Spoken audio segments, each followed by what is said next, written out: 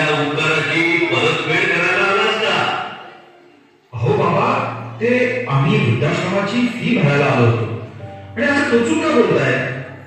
कोणत्या उपकाराची परतफेड? बरोबर, उपकार नाही, कर्तव्य केलं. तिने तुला जन्म दिला, तुला मोठं केलं. इतकंच नाही तर तुला दुसरं आयुष्य दिलं. अरे तिच्यामुळे तू परत एकदा ही दृष्टी पाहत आहे. काय बोलत आहात तुम्ही? मला काहीच कळत नाहीये.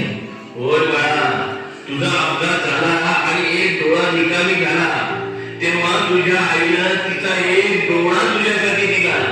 तुला हे ऐकून त्रास नको म्हणून हे लपवून ठेवायला सांगितलं त्या माऊलीनं. काय? बाबा, आई कुठे आहे? आई, मी चुकलो. मला तिची माफी मागायची आहे. बाळा, खूप उशीर झाला रे. तुझी आई या जगात नाही आता. बाबा, असं नका बोलू. माझी आई हवी आहे.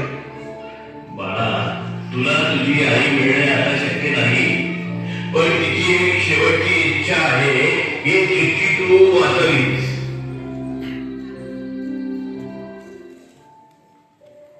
माझ्या बाळा, कसा आहेस? ठीक आहेस ना? मला माफ कर, मी विसरले की तुला बाळा म्हटलेलं आवडत नाही. पण मी तरी काय करू, मला सवय आहे तुला बाळा म्हणायची. आपलं मूल किती का मोठं होईल ते आपल्या आई वडिलांसाठी नेहमी लहानच असतं, नाही का? तुझी खूप आठवण येत होती. कधी कधी असा विचार करते की तू मोठा झाला नसतास ना तर किती बरं झालं असतं.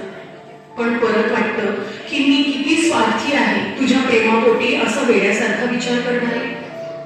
आयुष्य किती लहान असतं रे. काळ कसा निघून जातो ते समजतच नाही. तुझं लहानपण सांभाळण्यात आम्ही स्वतःचं सर्व काही विसरून गेलो. तुला वाढवलं, शिकवलं, मोठं केलं. तू आता खरंच मोठा झालास, समजूतदार बनलास आणि शिकण्यासाठी बाहेर निघून गेलास. अरे, आता कुठं आपण एकत्र राहायला लागलो. इतक्यात अमेरिकेत नोकरीसाठी जायचं खोटं कारण सांगून तुम्ही आम्हाला वृद्धाश्रमात सोडून निघून गेला. असं तुम्ही करण्याचं काय कारण असेल हे विचारायला मी कदाचित नसेलही. पण या प्रश्नाचं उत्तर मला शेवटपर्यंत मिळालं नाही. बाळा, आम्ही इथे एकाच आशेवर राहिलो की तू नक्की परत येशील. आज तुम्हा दोघांकडे सर्व काही असेल, पण या आनंदात तुमच्या आई बाबांना सहभागी करण्याची तुझी इच्छा का झाली नाही हाच प्रश्न मला पडला होता. आज तू परत आलास खरा, पण थोडासा उशीरच केला. बाळा, तू आम्हाला कधीच भेटायला आला नाहीस, स्वतःहून फोनही कधी केला नाहीस. आम्हाला दुसरं काहीही नको होतं रे, फक्त तुम्ही हवे होता. मी गेल्यानंतर तुझे बाबा एकटे पडले. तू मला भेटायला नाही आलास, किमान माझ्या नंतर तुझ्या बाबांना तरी भेटायला नेहमीपणे येत जा. त्यांची काळजी घे. तुला आणि सुनबाईला खूप खूप आशीर्वाद. खूप मोठा हो. तुझी आई.